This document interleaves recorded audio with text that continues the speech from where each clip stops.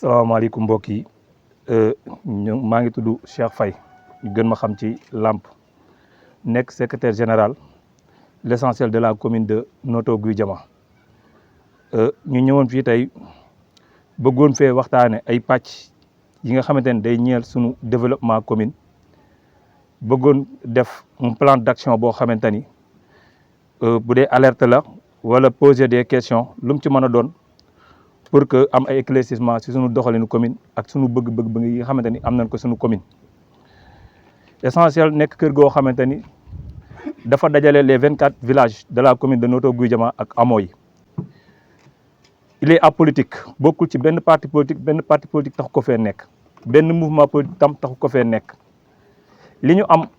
mooy à chaque fois ñuy xool jafe-jafe commune bi ñuy toog dëkk par dëkk di ko waxtaane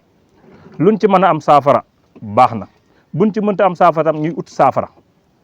bi ci des ñu nekkaat loo xamante ni pour que problème bu am ci dëkk bi ñu toog di ko waxtaane ci loolu tey jii nan dajale woon ay mbir yoo xamante ni day ñeel nitu commune bi ñu bëggoon ci yenn yi ay questions yu ñuy posé la pour am ci ay éclaircissement dans l'avenir parce que commune bi soxla nañ ko li ci jiitu dañu bëgg a waxtaane wàllum marché te Saliou Ndiaye nekk délégué marché nekk un membre de l'essentiel nekk fi pour war koo wax su ci paree maa ngi moom yëpp ñoo ngi biir marché di fa liggéeyee war nañ ci wax buñ jógee ci loolu ñu gis ni voie publique bi li ko dalee Carrefour ba dem rond-point dafa am nu mu bindoo muy dafa bari ay places yoo xamante ni préfet toog na fii di ko wax ñun tam ñu nekk ci doomu dëkk bi ay problème am fi yooyu yëpp nag ñu ciy sàkku ay waxtaan pour que yooyu buñ ci mënee jàppale mu réglé wu beneen bi ñu gis ay conseils yi fi jóge tukki woon seen tukki boobu ñu war see poser question ñi koy poser dinañ fi ñëw poser ko ku mel ni Modou Faye Ndiaye dina ci wax li nga xamante ni mooy wàllum domanial am nañ fi ay conseil ñoo xamante ni ay conseil nañ bokk domanial nekk fi war cee wax lu mel ni Baye Modou Fall ku mel ni Ablaye Gueye ku mel ni Thierno Diop ku mel ni Gora Diop bëyti buñ ci jógee ñu gis wàllum transport ni mu demee ci commune bi par rapport ak situation réew mi ak fi ñu toll tey ci 21e siècle transport nekk fi un problème boo xamante ni nit dina bëgg a dem bala muy dem fi muy dem dina taxaw 1 heure de temps wala 30 minutes di xaar oto loolu nekk problème boo xamante ni war nañ koo souligner kon loolu mu mel ni Koumba Sylla moo ci fas yéenee wax buñ ci jógee tam bari na dëkk yoo xamante ni tey jii ñoo ngi jooy am ndox ak wàllum école lu mel ni école Notto 2 mu nekk une demande sociale école primaire loolu aussi dinañ ko jox soxna Awa Dieye mu gën cee indi éclaircissement loolu nag nan fi fas yéene woon a waxtaane muy essentiel nekk kër goo xamante ni commune Notto moo ko tax a jóg village boo dem am na ay représentants ba am na ñoo xamante ne dëkk ci des villages différents yu nekk ci bureau bi nekkuñu fi tam benn mouvement politique mooy li ma waxoon sànq nous sommes apolitiques ku fi ñëw dañuy ñaan mu fekk ñu fi kuy dem tam dañuy ñaan mu bàyyi ñu fi ñuy défendre suñu mbiru commune kon wàllum politique taxu ñoo jóg loolu nag si nañ bëggoon a wax bàyyi ñi nga xamante ni woo nañ leen fii pour ñu développer ñu indi Serigne Saliou Ndiaye mu indi ay waxtaan ci wàllum marché mi li nga xamante ni moom fas yéene gis na ko fi ak li ko ci jaaxal mu posé ay question kon ñu dalal. salaamaaleykum mbooloo mi maa ngi tudd Saliou Ndiaye dëkk fii Notto Gouye Diama nekk délégué marché Notto Gouye Diama comme tey ni ko sama naataango waxee rek Lamp Faye ñu ñëw fi tey am loo xamante ni si essentiel commune Notto Gouye Diama dañ koo porté muy jafe-jafe yoo xamante ni si jafe-jafe commune bi man nag ma féete ci marché bi nekk délégué marché bi gis ay jafe-jafe yoo xamante ni si mi ngi ci biir marché bi ñu bëgg cee waxtaan pour am ci ay solution te wax nañ ko guddi wax nañ ko bëccëg amuñu ci solution nag loolu moo tax ñu bëgg a jàkkaarloog presse bi tey leeral li nga xamante ni si mu ngi ci première jafe-jafe bi nga xamante ni si marché am na ko tey marché Notto amul organisation amu fa ndax tey maire bi mu ñëwee dafa tabax ay grilles ci entrée dëkk bi borom tool bu jóge tool bala ngaa agsi ci buntu dëkk bi fa ngay fayee juuti soo xësee ñëw ba dugg marché ba fay juuti seen yoon nekkatul ci yow te maire bi nga xamante ne si moo fi jógee malgré ñun bokk nañ ci ñi ko combat ba mu jóge fi mais li nga xamante ne si mi ngi ko doon def gisuñu ko ci maire bi parce que am na ñu fi nekkoon ñu leen di wooye ay AFP ñu nekkoon fi yor circulation marché bi di ko doxal maire bi mu ñëwee convention bi nga xamante ne si AFP yooyu signé woon nañ ko moom accordé wu ko ba AFP yooyu ci seen digalul njiit moo ma informé ni ma fayu ñu leen loolu moo tax ñu jóge fi loolu nag ñu koy dénoncé parce que mënuñu leen war a fay ñu koy fay ba pare ñun buñ duggee xësee dugg marché amul benn organisation sareet dina dugg ci biir marché bi def 30 minutes wala 1 heure de temps wala oto du mën a àgg ci place bi nga xamante ne si fa la war a wàccee loolu nag muy catastrophe boo xamante ne si ci kaw baykat bi lay dellu si parce que baykat bi moo démarré ba ñoral ñëw dagg bagaasam ñëw ci entrée dëkk bi ñu daggaloo ko juuti kon baykat boobu dañ ko war a accompagner ba mu àgg fa muy jaayee mën a jaay delluwaat ci ay yitteem mais malgré baykat bi mu daggee juuti lañ ko mujj lijjanti bu duggee ci marché bi mooy démarré ba keroog muy àgg ci fi muy jaayee su ko defee nag baana yi nga xamante ne si ñoo ñëw war a jënd bagage yi baana yi suñ gisee embouteillage bi ñoom dañuy taxaw di xaar ni dañuy laxal ndax bagage bi bari na te fekk bagage bi mën naa bañ a bari sax mais manque de organisation ñuy lancer nag message ñi nga xam ne ñoo yor réew mi ñu jàppale ñu ci parce que marché Noto nekk na marché boo xamante ne si international la temps yi passé maire bi ñëw na def acte boo xamante ne si ñun dañ ko rafetlu woon parce que dafa ñëw ni day dëgër piissé ñu ànd ak moom ci loolu mu ñëw buntu marché defar ko ñun ñëpp ñu apprécier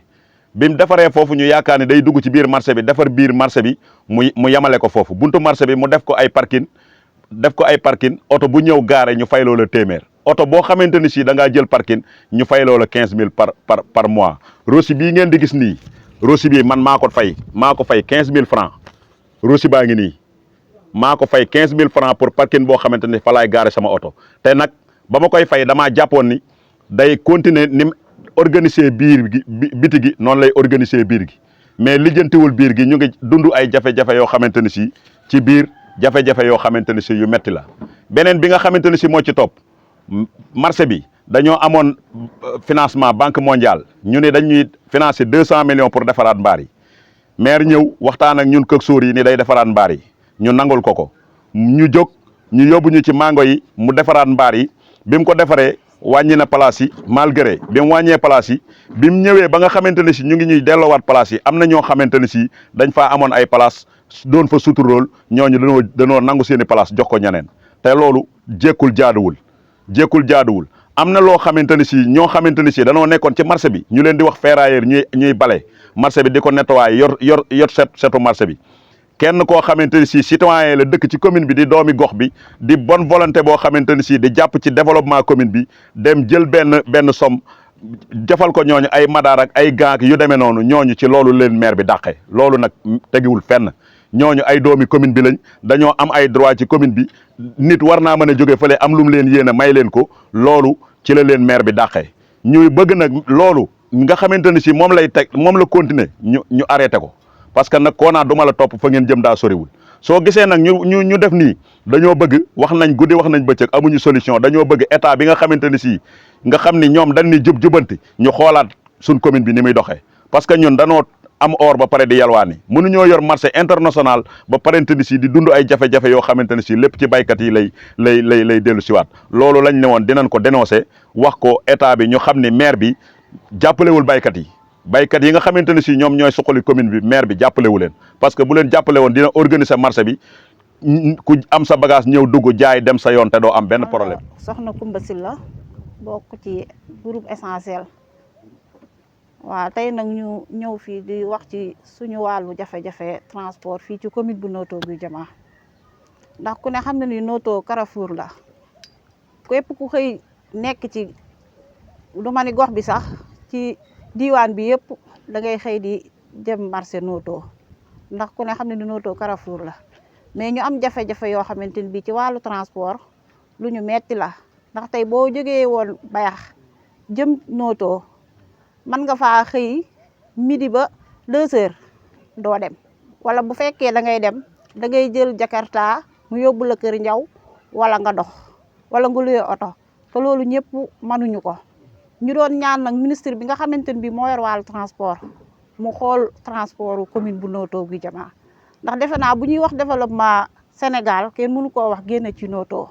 kon nag ñun bu ñu amee dëkk bu mel noonu war nañ ñoo dimbali ci wàllu transport ñu ngi ñaan daal ministre bi nga xamante ne bii moo yor wàllu transport mu geesu commune bu Notto Gouye Diama ñu fexe clando yi di dugg ci biir garage bi di fi yabe ndax mënoo xëy gaare ab kaar suba ba ngoon nit war a dem fu mel ni Bayax wala Kër Mbir wala fii ba Ngajaga da ngay obligé da ngay jël Jakarta mu yóbbu la Kër Njaw wala da ngay dox wala da ngay loué oto te ñëpp mënuñoo loué te bu dee Jakarta tamit jigéen ñi ñëpp mënuñoo jël Jakarta ndax bu fekkee da ngaa yor say bagage wala nga yor sa doom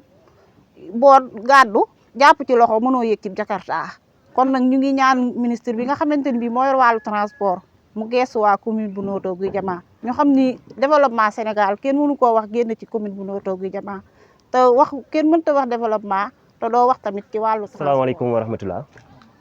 maa ngi tudd Modou Ndiaye dëkk Notto nekk membre du bureau de l'essentiel occupé le poste de la commission environnementale tey ñu nekk fii si benn conférence de presse boo xam ne essentiel moom moo koy def comme essentiel ni ñu ko créé ak ni ñu amee suñu récépissé mu jouer rôle alerte ak veiller sur le bon fonctionnement de la commune de Notto Gouye Diama comme ni ko Lamp introduire sànq yàlla dafa dogal commune bu Notto Gouye Diama bu ne commune dañ koy dénk un maire te mairie moom ay pàcc yoo xam ni moom lañ ko diviser ci kaw loolu nag li nga xamante ni moom mooy la municipalité yàlla dafay dogal day am ay visa yoo xamante ni ordre de mission lay doon ordre de mission yooyu soit nga jël li nga xam ne moom mooy commission éducative ngeen yabal leen bitim réew ngir ñu dem doxi mission soit finance nga yabal leen ñu dem doxi ji mission waaye dañ ci poser une question à savoir ñi nga xam ne ñoom ñoo nekk la présidente de la commission éducative ak la présidente de la commission finance ñu demoon fii voyage ci ordre de mission te depuis boobaak léegi defaatagun retour ñuy laaj seen yàggaay googu ñu fa yàgg lan la ci commune bu Notto di gagné ak lan moo leen fa téye depuis boobaak léegi ñuy demander aussi à l'État du Sénégal aux ambassades ñu jeter lumière ci commune bu Notto Gouye Diama depuis 4 ou 5 années ñaata visa la ñu octroyé la mairie de Notto Gouye Diama ak ñan ñoo ci dem ak ci ban fonction la ñu demee yooyu bëgg nañ ci ay leeral ndaxte kii dem da ngay dem ngir askan bi te sooy dem pour askan bi mission boobu demaloo ko ngir sa bopp kon soo demee war nga dem am honnêteté dem yokk sa xam-xam waaye dem wuti ji loo xam ne boo ñëwee di nga ko indil askan bi nga xam ni ñoom nga ci bàyyi kon nag question yooyu nous la population de la commune de Notto Gouye Diama dañ see bëgg a xam ña fa toog lan moo leen fa téye boobaak léegi ak ñan ñoo bénéficié wu si ay visa yoo xamante ni ordre de mission la ak ci ban fonction la ñu demee woon loolu moo nekkoon laaj yi nga xam ne doon nañ ko samp à l'État du Sénégal aux ambassades et particulièrement au ministre de l'Intérieur ngir ñu leeral askanu commune Notto Gouye Diama ndax bëgg nañoo xam ci loolu. le maire aussi bu ci mënee leeral gaaw ñu ngi koy sàkk mu leeral ndax kenn jiitu ko ci mu leeral ndax ñi mu mujjee dem voyage mooy présidente commission éducative ak finance ñoom ñoo àndoon dem voyage ñibbisi na lu yàgg te ñooñu ñëwagul loolu moo nekkoon laaj bi. salaamaaleykum mbokk yi ñuy seetaan ñu ngi nuyu ñëpp maa ngi tudd Modou Fall Ndiaye dëkk fii ci Notto Gouye Diama nekk conseil municipal ci mairie bu Notto Gouye Diama bokk ci l'essentiel nekk membre ci bureau bi tey nag bu ngeen gisee nu teew fii am na loo xamante ni bi moo fi tax a teew ndax dañoo représenté askan wi waaye nekkat coordonnateur de cadre bi nga xamante ne bi mooy cadre de concertation de zone de Niayes nga xam ni dañuy yëngu ci wàllu mbay ku ne mbay nag ni jaay ni marché mu am problème yoo xam ni duñu ci jaaraat ndax mbokk yi fi jaar wax nañ ko waaye man dana am tuuti lu ma jaaxal ndax li ñuy posé fii di ko posé état bu Sénégal ma jàpp ne maire boo xam ne am na compétence moom moo war saafara loolu awaa ñuy àgg ci autorités yi ci kaw parce que li ñuy jàmbat fii askan wi di ko dund ci ay jafe-jafe maire bi moom jàpp nañ ni loolu bu fekkee incompétent wul moom moo ko war a saafara daar li ma ciy jëkke nag di ko wax fii tey yalu nan ko kenn saafarawu ko mooy wax nan ko ci suuf bu ma nee wax nan ko ci suuf mooy conseil municipal yi ñu ko séqal wax nan ko ci biir mairie bi ay at di moytu lii ngir ay nit bu ñu bokkee mbir askan wi ñu teewal leen fa lañ fay teew war nañ koy joxal askan wi mais commission domaniale bu Notto Gouye Diama bu fekkee daa am leneen lu xew ci réew mi te xamuñu ko dañuy laaj état bu Sénégal ñu wax nu ko parce que li fi nekk mooy commission domaniale bi fi nekk ni muy doxee maanaam benn côté lay doxee ñi nga xam ne tudd nañ leen bañ bokk ci conseil bi yëpp ña nga xam ne ñoo far benn côté di côté maire bi ñoom képp ñooy dox ñooy dem ñooy lépp lu ñuy def ñoo koy def atte bu ñuy atte ci commune bi ci suuf maa ngi leen di laaj ba xam mos ngeen faa gis benn ñu daje ci mairie bi di atte ñaar ñoo xam ne dañoo am problème ñu woo partenaire yëpp ñu daje fa woo parti yëpp ñu daje fa waaye loolu li tax ñu di ko def mooy parloo leen ci gis mooy ñi nu ànd ak nun bu nu àndee nun ñëpp bu nuy atte nu atte ci li nu neex bu fekkee neexunu nu atte ko na nga xam ne moo nu neex loolu nag jàpp nañ ni wërta dox ci réew moo xam ne dañuy jubbanti kon mairie bi ni muy doxee gën a dëngalaat lan fi gis. beneen bi ci topp mooy ñi ko wax nañ ko conseil municipal ñooy wateel maire lépp luy taxe mu di ko wate noonu conseil municipal bi lii ngeen di gis bëgg naa ngeen sim ko ba askan wépp gis ko doonul loo xamante ni bii conseil municipal bi wate na ko wala bu ñu koy wate noonu conseil municipal bi yëgunu ko te ñu ngi koy fayiku te nag ab maire balaa mën a am sañ-sañu wate di fayiku conseil municipal moo koy dooleel wate ko ba ñu approuvé ko loolu kon nu ngi ci lancé appel yéen ñi nga xam ne da ngeen di jubanti beneen bi ci topp wax nañ ko dinaa ci jaaraat Notto Gouye Diama Carrefour la mais Notto Gouye Diama problème mu transport mën nu cee bañ a wax waxoon nañ ci boo xoolee ñetti garage nga fi tey boo demee Kër Njaw garage nga fa accident am na fa ba nit dee fa boo ñëwee fii ci biir dëkk bi buntub kër Magay Njaay ab garage lañ ko def boo demee jëm Kamba ab garage lañ ko def insécurité bi nekk ci suñu doom yi nga xam nun buñ toogee suñu doom yi duñ mën a jéggi tëli bi jaboot yi war ay moto loolu dañ ni dañoo bëgg ñu saafara ko ti nuñ ko gën a saafara beneen bi ci topp nag noonu conseil municipal nooy wate ba tey dañuy wate at mu nekk bu nu watee bisse dinañ wate lu milliard bu manqué tuuti te nag gisagunu néew ma amul mais gisagunu benn ci commune bi benn chantier buñ ni chantier bi mat na 250 millions gisagunu loolu dañuy def ay chantier tam ñan ay nit da koy gagné te duñ xam ñan ñoo koy gagné te danoo dem ni yoon bu dee dox dañuy war a def appel d'offre mais gisaguñu fii appel d'offre te loolu nag bu ne ab commune de continuer di doxe conseil municipal ba di ko seetaan dama ne ñoom noppi nañ loo xam ne war nañ koo signaler ba àddina bépp xam ko ñi yor loolu nag noonu amuñu sañ-sañ bi amuñu man-man bi waaye war na noo wax moo tax nuy wax pour àddina bépp xam ni commune bu Notto Gouye Diama ni muy doxe laaj nañu saytu ko parce que li ñuy wate maire bi di ko génne beneen coono amaat ci te nu jiite ay baykat buñ nekk baykat day fay juuti baykat bi këyiti juuti yi ñu nga leen di kare ca buntu tool ba loolu tam laaxanoon nan ko nu ngi koy jàmbataat parce que këyiti juuti yi marché moo ci nekk koo fay daj kar ca buntu marché ba di ko fay juuti amaana ba muy daggi daa leb ay saaku wala mu leb findi feer loolu tam daa war a tegu ci suuf te nun ànduñu ci tey ànduñu ci ëllëg danoo bëgg nag di fay juuti normal mais ñuy toppatoo marché bi normal ku mën a ñëw jaay dem. maa ngi tudd Awa Dieye dëkk commune Notto Gouye Diama nekk une actrice de développement pour notre commune comme liñ fi waxtaane nag mooy suñuy jafe-jafe commune benn pàcc bi bokk na si wàllu ndox bi nga xam ni am na problème bu baax a baax ñuy lancer l'État du Sénégal ak ñi nga xam ni man ay bonne volonté lan mën nañoo jàppale commune bu Notto Gouye Diama ñu jàppale leen si mbirum ndox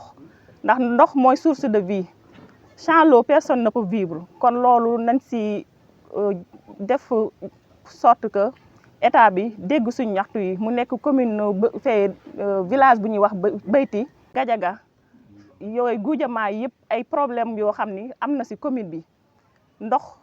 sa boo ko amul doo mën a set doo mën a jaamu yàlla kon ñu ngi lancé état encore une fois mu dimbali ñu suñu population yooyu ndax comme suñu commune la il y a 24 villages et c'est 6 hameaux kon fu si am problème rek mel na ni ñun ñoo am jafe-jafe yooyu sa ñun nekk ay citoyen de lambda kon bu jafe-jafe amee si commune bi war nañ ko souligner de telle sorte que bu ko maire bu fekkee amul compétent bi ñu ngi koy lancer l'état du Sénégal pour mu jàppale commune Notto Goudiama ndax commune bi nekk na commune boo xam ni Sénégal ñu koy bàyyi xel lan ndax ay ressources yu bari mu ngi si commune bi sa commune bi gisuñu si seen bopp muy si wàllu santé bi tamit sooxe na ndax Notto waroon na instant bi mu am hôpital niveau 2 wala niveau 1 au moins sa amu fi des fois da ngay dem ba Thiès nga gis dem poste de santé yoo xam ni amul ay médicaments ay ñoo xam ni seen compétence sax si santé kiiwul noonu waaye dañ leen fi indi nga gis ñu fi accoucher di perdre ñàkk deret boo xam ne léegi buñ amul comme amul banque de sang amul yooyu yëpp dañ leen mujj évacuer à Thiès bu ko defee par la suite dañuy mujj perdre la vie si yoon bi sa loolu mu nekk ay difficultés yu métti kon nag ñu ngi ñaan état mu jiim a gestu population bu Notto Goudiama man nag damay souligner waale encore une fois si éducation ndax ku ni dëkk il faut nga am ay doomam yoo xam ne yu jàng lan sa jàng moo yorum réew bu fekkee nag ay xale nekk si dëkk di jàng amuñu ay moyens sa ki nga xam ne mooy maire bi nga xam ne moo fi nekk war a gëstu loolu même bu fekkee kiiwul war na mën a wut ay partenaires yoo xam ni mën a suqali commune Notto Goudiama ndax damaa jàpp ni état bu fi nekkee moom maire moom moo fi nekk représenter l'état du Sénégal bu fi représenter l'état nag commune bi am ay jafe-jafe moom war na si def ay effort pour que loolu mën a saafaraw nga gis xale yi da ngay gis ñoo xam ne am na ñoo xam ne seeni doom dugal nañ leen école waaye mujj ñu jàng dañ leen a mujj refoulé ñu pour ñu xaar l'année prochaine ndax classe yu sat. salaamaaleykum wa rahmatullah maa ngi nuyu mbooloo mi fi teew yëpp kenn su nekk si turam ak santam di rafetlu jotaay bi ndax jotaay bu mel nii jàggoon nañ ko bëgg mais nag Olof Njaay dani lu ay di jàmbat parce que dañ ni wax dafa jooy ñu ni ko loo jooy mu ni ka ma wax dama warta wax mu dellu jooyaat ñu ni ko loo jooy mu ni fañ ma waxee waruñu ma faa waxee mu dellu jooyaat ñu ni ko loo jooy mu ni ka ma wax warumaa wax kon donc tey boo xoolee jotaay bi waa Notto Goudiama kese ñoo fi toog bokk commune bi bokk essentiel pour la commune de Notto Goudiama essentiel nag du mbooloom politique yàlla def na da di mbooloo moo xamante ni dañoo xool ci suñu biir ñu tànn ni pour régime yi fiy jaar ak yi fi jaaroon xëy na am na loo xam ne naqare woon na nit ñi te seen kàddu àgguwu fa ñu tënku muy 24 villages yëpp ñu tënku si genn mbootaay goo xam ni lépp lu nga xamante ni dañ koo gis ci gox bi te jaarul yoon ñu dénoncé ko lépp loo xamante ne gis nañ ko bu nga xam ne jaar na yoon ñu wax ko ba ci kaw ba ñëpp dégg ko kon tey jotaay bi mel nii li ko waral mooy dafa am yoo xam ne dafay xew te jaarul yoon ñu bëgg koo dénoncé ba ñu ko war a yëg ko suñ ci amee saafara ñu saafara ko suñ ci amul saafara tamit ñu wax ñu wan yoon la ñuy jaar ba mu saafaraw bis njëkk man maa ngi tudd Thierno Diop nekk conseil municipal depuis 2014 ba léegi maa ngi si municipalité bi mais actuellement nii yi fii xew nii donc du ma ni lépp baaxul waaye li ci baaxul moo ëpp li ci jaarul yoon moo ëpp ndax ñi fi jaar wax nañ ko léegi tey boo xoolee commune bu Notto Goudiama maanaam maire bi mi ngi tënku si 9 compétences transférées yoo xamante ni maire bi moo ko war a doxal commission bu ci nekk am na président mais commune 9 commission yooyu yëpp ñaari commission rek laa ci mën a cité ni ñi ngi dox benn bi muy sport xaw naa dox tuuti bi ci des mooy domanial moom mi ngi dox à 100% mais nag ñi nga xam ne dañ leen ci weer impliqué wuñ ci leen ci dañ koo def ci seen biir maanaam bii bukki bii njuur bii sàmba loolu lañ ko def parce que tamit am na dëkk bu si nekk am na fa membre boo xamante ni bokk nga ci commission boobu mais duñ sollicité kenn dañuy dem def li leen neex wax li leen neex dikkaat am na keneen ku ma dégg sànq mu ni ci wàllu voyage li ñu ci def ci ay voyage bëri na li ñu fi dig bëri na li ñu fi am ci ay partenaire bëri na mais gisaguñ benn njariñ ñu ngi ñaan bu fekkente ni voyage yooyu bu fekkente ni mënuñoo indil njëriñ tamit nga xam ni poste Notto Gouye Diama moo ciy bënne ñu arrêté ko ak nu mu gën a gaawe parce que tamit ay voyage yoo xamante ni si commune xaalisu commune Notto Gouye Diama la ñuy jël di ci voyager tamit duñu indil benn ressource duñu indil benn gagnant ci perte lañ ciy mujje yooyu voyage kon jaratu ko. beneen bi si des mooy mairie maanaam conseil municipal bu ñu xasee ba dugg amatul kii fii la far amatul kee fee la far ñun ñëpp ay conseil municipal lañ di liggéeyal commune bu Notto Gouye Diama mais ñun ci suñu biir Baye Modou ngi nii ba ma ko waxee nañ def conférence de presse deuxième conseil municipal laa ko waxoon ni ko lii demul kër te ñun dañ fee teewal askan wi war nañoo wax ba askan wi yëpp dégguñu même buñ ko mënul fajit ñu xam ne ñun waxoon nañ ba ñu waree wax mais nag xëy na tey lii la ko yàlla dogale tamit nii la ko yàlla bëggee tamit ñuy encouragé ñi nga xamante ne ñoo fekk jotaay bi yëpp li nga xamante ne nag mooy ay jafe-jafe ci commune bi bëri na lu ñu wax wàllu wàllu ndox wàllu santé wàllu ba ci électricité am na ñoo xam ne tey extension yi àggagul si ñoom am na ñoo xam ne bu ñu mënee naan duñu naan am na ñoo xam ne bu ñu bëggee jàng duñu jàng am na ñoo xam ne bu ñu bayee ba pare duñu am fu ñuy jaayee wala bu ñuy jaayee wala ci lambate la ñuy jaay yooyu yëpp ñu ngi ciy woo état du Sénégal mu dimbali si ndax Notto ku ni Notto rek boo nee Notto laa dëkk rek dañ naan dëkk baykat ya mais baykat yi ngeen di gis nii yàlla xam na ni ci sutura la ñuy dunde ci sutura si yàlla ci la ñuy dundee mais nag denc ñu loo xamante ne ni dañoo denc ay millions ca banque wala dañuy bay dunde ndax képp ku fi sa pomme de terre ñor wala sa supame ñor mënoo koy denc ñaari fan te jaayoo ko soo ko dencee ñaari fan boo ko dencee 15 jours jaayoo ko banque bi woo la ñu la foo toll kon donc dañuy bay di dunde kuy bay di dunde nag dañ laa war a jàppale ba nga xam ne li ngay bay soo ko bayee bu génnee di nga am foo ko dugal di nga mën a kii xale yi tamit comme li kii wax nag ci affaire MRB classe bu ci nekk rek def na lu ëpp 100 nangam élèves xam nga loolu jekkul si commune bu mel ni Notto Gouye Diama nga xam ne ñëpp dañuy bàyyi xel kon daal ñu ngi woo ci état bu Sénégal bu fekkente ne tamit lii du compétence su mairie yu taxaw ni carrément lii du compétence su mairie mais mairie bi mën na cee def ay jéegoom bañ fekk. Bonsoir à tous, je m'appelle Cheikh Thioune, je suis le secrétaire adjoint de l'association pour le développement de la commune de Notto Gouye Diama. Mesdames et messieurs, messieurs les journalistes, chers concitoyens de la commune de Notto Gouye Diama, comme disait l'adage, l'heure est grave, mais la gravité de l'heure ne saurait empêcher la personnalité de musulmans convaincus. Sur ce, si nous avons convoqué aujourd'hui, c'est parce que l'heure est grave. Notre commune, jadis symbole d'espoir, est aujourd'hui à la dérive entre mépris, institutions, opacité financière généralisée, insécurité galopante. Nous assistons impuissance à une gestion de l'ombre. Ce n'est plus de l'administration de proximité, c'est un naufrage organisé au détriment de l'intérêt général. Nous interpellons l'opinion publique sur une pratique au contour flou qui déshonore notre institution. D'où les questions précédentes. Où sont passées la présidente de la commission éducative et la présidente de la commission finances, parties en mission officielle et n'ont jamais regagné leur poste? Quel bénéfice la commune tire-t-elle de ces absences prolongées? Nous demandons officiellement au ministère de l'Intérieur, aux ambassades, de faire la lumière sur les flux de visas octroyés via la mairie de Notto Gouye Diama. L'institution municipale ne saurait servir parave à une agence de voyage clandestine. Qui voyage réellement? Pour quel motif?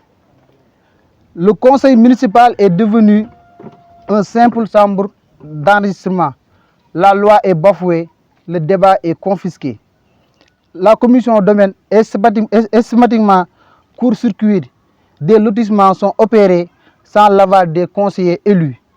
ouvre la porte à toutes les spéculations. Sous le regard passif, voire complice, la municipalité, l'espace public est livré à l'anarchie. L'intérêt particulier prime désormais sur la fluidité et la sécurité de nos vies. Nous exigeons la lumière immédiate sur la distribution des places du marché international de Notto. Ce patrimoine appartient à tous, pas à un clientèle politique. C'est l'exemple le plus flagrant de détournement. Les recettes sont collectées quotidiennement, mais ne sont jamais versées. Où va cet argent? Nous ne resterons pas les bras croisés devant ce pillage des ressources et ce mépris des citoyens. Nous demandons officiellement à l'État du Sénégal le déclenchement immédiat d'un audit complet de la gestion administrative et financière de la mairie de Noto Goudiama. Une enquête sur la mobilité des élus à l'usage des ordres de mission. Le rétablissement de l'autorité de la loi dans la gestion domaniale. La transparence n'est pas un faveur que la mairie accorde au conseil. C'est une obligation constitutionnelle. Pour Noto Goudiama, le combat pour la dignité ne fait que commencer. Je vous remercie. Bonsoir à tous, je m'appelle Modou Ndiaye. Je suis membre du bureau de l'essentiel, j'occupe le poste du président de la commission environnementale. Juste pour parler à ceux qui nous réunissent ici, Essentiel, une association créée au niveau de la commune de Noto Goudiama qui œuvre pour le développement de la commune de Noto Goudiama. Et force est de reconnaître qu'on ne gardera jamais la bouche fermée sur certains problèmes que nous confrontons. Sur ce, on peut parler de l'électricité. Parler du problème de l'électricité, c'est citer certains villages qui aujourd'hui n'ont pas encore accès à l'électrification. Je peux citer le village de Toula, je peux citer le village de Kermalal, où les poteaux sont déjà installés, mais jusqu'à présent, il n'y a pas encore lumière là-bas. Je peux parler aussi de l'extension au niveau de certains quartiers, comme ici où nous sommes. Vous voyez, il n'y a pas de poteaux ici. Donc, il y a un problème d'extension. L'extension fait partie des domaines de compétences, fait partie des rôles que doit jouer la mairie, mais on ne peut pas parler aussi du problème d'eau. Manque d'eau sur certains villages. Je peux citer le village de Beiti, je peux citer aussi le village de Ngadjaga Kéré. Ce sont des villages qu'aujourd'hui, leur problème majeur, c'est le manque d'eau. Mais aussi, fait de telle sorte que, s'il ne s'agit pas des compétences de la mairie, force est de reconnaître que l'adduction d'eau fait partie des compétences de la mairie. Comment faire pour renforcer les assuforts qui sont là, à faire extension pour que ces populations puissent en bénéficier de l'eau. Mais on ne peut pas parler sans vous informer sur le problème quotidien que nous confrontons sur le transport. De l'axe Noto-Bayar, de l'axe Noto-Mboro, c'est tout un problème pour y voyager. Parce que tu quittes Noto pour aller à Bayar, il va falloir que tu prennes une moto Jakarta jusqu'à Kerndiaou pour avoir une voiture qui va vous transporter à Bayar. Ça, c'est un risque. Vous avez noté, il y a de cela 2 ans ou 3 ans, chaque année, on nous annonce un décès. Un décès causé par les voyages à travers cette route. Donc, nous interpellons au ministre du Transport pour qu'il regarde, pour que ces problèmes que nous confrontons, qu'on ait une solution par rapport à cette situation. Grosso modo, l'éducation aussi fait partie des choses qu'on peut ne pas parler. Parce que ici où nous sommes, à l'école Djibril Fary Matandia de Noto, je vais vous expliquer un cas que moi-même j'ai confronté. J'ai amené là-bas deux fils de mes grands frères. Le directeur m'a dit que la classe est pleine. Parce qu'au niveau de cette classe de CI, il y a environ 80 élèves. On ne peut pas ajouter un autre élève. Sinon, si tu décides, on peut l'ajouter. J'ai décidé de les laisser continuer au niveau du DARA. Là, c'est un problème. Le manque d'infrastructures éducatives. L'école élémentaire, tout le monde sait que fait partie des domaines de compétences de la mairie. Donc, nous avons besoin de plus de classes. Mais au-delà d'avoir plus de classes, nous avons besoin d'une école 2 au niveau de Noto Goudiama. Un village qui compte pas mal de personnes, alors qu'on a une école qui est créée depuis 1960. Mon père fait partie des premières générations de l'école Djibril Fary Matandia qui a 69 ans. Donc, nous avons besoin d'une deuxième école au niveau de Noto Goudiama, mais nous avons besoin aussi l'encombrement au niveau de la voie publique, que cette voie soit dégagée. Parce qu'on ne peut pas concevoir, au niveau des alentours de l'école, qu'on voit des magasins là-bas, qu'on voit des vendeurs de quoi que ce soit occuper cette place. Donc nous demandons à l'État du Sénégal, et particulièrement à la mairie de Noto Goudiama, qu'il prenne ses responsabilités à dégager la voie publique. Aux villages qui n'ont pas encore accès à l'éducation, je peux citer le village de Kéri, où l'on voit des abris provisoires. Au XXe siècle, on voit des abris provisoires au niveau de nos écoles. Que le ministère de l'Éducation soit à l'heure. C'est ça que nous réclamons et que nous voulons être soutenus par rapport à ça. Sur les voyages, ce qu'on peut dire, c'est de demander des questions. Parce qu'on voit chaque année, il y a des présidentes ou bien des présidents de commission qui partent en voyage. Mais en retour, nous nous demandons à quoi nous servent ces voyages. Récemment, la mairie nous a prononcé de nouveaux bus qu'ils ont eu. Mais jusqu'à présent, nous ignorons pourquoi ces bus n'ont pas encore fonctionné. Et ça fait bientôt 1 an qu'on nous dit qu'il y a d'arrivage de nouvelles voitures, mais on n'a pas encore vu ces voitures rouler ici. Donc, au conseil qui part, s'il part en mission, il part pour la population. Donc, ils doivent avoir l'éthique, la déontologie de servir la population, mais pas partir en mission pour y rester. Ce n'est pas pour ça qu'ils ont été élus, ce n'est pas pour ça qu'ils ont été choisis. Ils ont été choisis pour partir en mission, pour gérer l'ensemble des problèmes que confronte la population de la commune de Noto Goudiama. Donc, à l'État du Sénégal, aux ambassades, qu'ils prennent leurs responsabilités, de faire une audit sur l'ensemble des visas qu'ils ont octroyés à la commune de Noto Goudiama depuis ces années. Combien de personnes ont voyagé et sur quelles fonctions ils ont été voyagés. Ces questions méritent des réponses claires et nettes. C'est ça que nous avons à dire par rapport à ça. Assalamu alaikum, man la Modou Ndiaye, beaucoup essentiel du secrétaire général adjoint. Voilà, man dama am ben seetlu bu ma bëgg partager avec tout le monde. Surtout nak ñi xamantani dañ fi jógee ci côté maire ñëw bokk fekkee conférence de presse. Parce que il y a des problèmes yoo xamantani ça dépasse la politique et ça dépasse aussi la politique politicienne. Ñun ñëpp ñoo ngi xool li xew à Dakar, dans le reste du Sénégal, des gens qui vivent sous l'eau dem bu nawetee ñun ñëpp nekk ci ay jaaxle ay jaxasoo ndax ndox mi day dugg ba ci kër yi. On a vu ces problèmes-là à Thiès, on en a vu partout dans le Sénégal. Wa lu tax nak ñun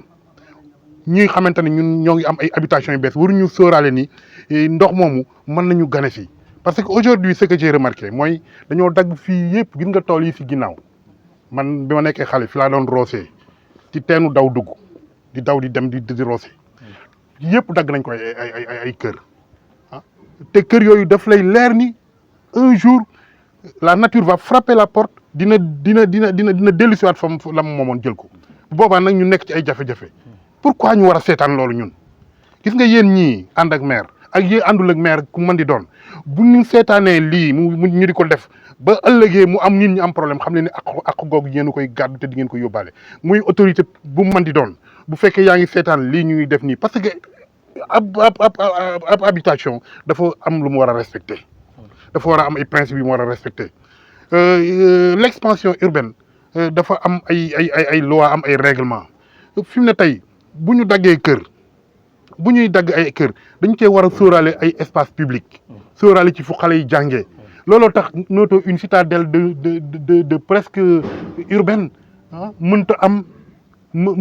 une école primaire une seule et unique école primaire xool leen fii à côté Touba Toul ñu ngi ci 12 je crois 12 écoles ñun yàlla nattuñu mënuñoo am sax une deuxième école publique alors que Noto ku ko xam ni kii c'est un pôle urbain sama gars yi lii du politique te leer na leen yéen ñëpp xam ngeen ni suñu dëkk bi doxul waaw c'est vrai peut-être il y a des problèmes de compétences il y a des problèmes peut-être de kii mais li fi xew ba wér te wóor mooy am na lu bëri loo xamante ni doxul te loolu nag man loolu laa bëgg ñu partager ko ñun ñëpp ñu waxtaane ko ba loolu dox pour le bonheur des habitants c'est notre devoir bu ñu ko waxul tey bu ëllëgee nous serons responsables. waaw ñoo leen nuyuwaat di leen jaajëfal yéen ñëpp ñi nga xam ne ñëwoon ngeen ci woote bi nga xamante ne essentiel de la commune de Noto woote woon na ko ngir def conférence de presse bi di jaajëfal ñi nga xamante ni ànd na noog maire ñëw fi te am daluk déglu ñoom il se peut am nan compréhension si l'avenir ak njariñul essentiel ndax ñoom jàng nan xam nan fu àdduna jëm te xam nan ñun li ñuy wax ñoom dañ leen di jaajëfal bu baax a baax ndax ñun nekkuñu fi pour politique te kenn mën ñoo yóbbu ci politique pour ñu gën koo xamaat essentiel dafay nekk pour la commune. bari na ñoo xamante ne ñoo ngi fii toog avant l' essentiel nguur Maguette Ndiaye nekk fi dañ doon toog bu ñu gisee lu doxul ci mairie bi ñu jël seen ay téléphone boobu temps Facebook la def seen ay pasu def seen ay live loolu ñoo dem ba gis ni essentiel am na ñooñu daw dugg essentiel seen commune ñor leen kenn du leen yóbbu ci mbirum politique pour ne seen xel dal essentiel ku ko bañ tey wala ku ko contre tey bu subaa di nga ñëw dugg ci essentiel te xam ni essentiel est là pour la commune et il restera là pour la commune ñëw ñu fi pour xuloo wala pour xeex lii ñu fi indi woon wax nañ ko yaakaar naa dañoo bëgg ñoom ñi fi nekkal fi maire mën nañ fee dégg loo xam ne bu ñu demee yëpp ko mu jariñoo ko liggéeyal commune bi parce que loolu la ko fi askan bi tege su ko defee buy campagne du sonn moo gën moo ñu doxee ñoo xamante ni maire il est le maire de la commune te boo yoree ay ndaw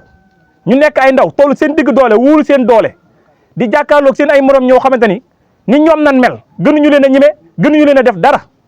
ngay politique village bu ne nga war faa dugg def campagne bu la sa ndaw nee damaa war a defi ji lii wala nga dégg écho ñun la sa ndaw daa war a defi ji lii daa war a dem place tel pour def lii ak lii nee ko non parce que ëllëg damay dem ci village yi lu waay di tàmbali nag tey mën nga koo tàmbali mais bu suba bul xam luy am marché banque fi yaatu na ku ne di fi bëgg a dugg pour politique faneen ak faneen noonu kon dañuy alerter ñun jàmm ñu fi indi jàmm ñu tax a jóg suñu développement commune moo ñu ñor kon loolu tam yóbbante la na nga ko xam ak képp kuy politique na nga bàyyi xel essentiel man damay wax ni je suis plus dama engagé boo xam ne dans l' essentiel que politique commune bi lu bari dama ciy teey waaye lu ma gis lu doxul ci commune bi dama ànd ak ñi ma war a àndal ñu contrecarrer loolu na ko ñëpp préparé képp kuy politique na ko préparé parce que vaarang fi le maire tey jii boo gisee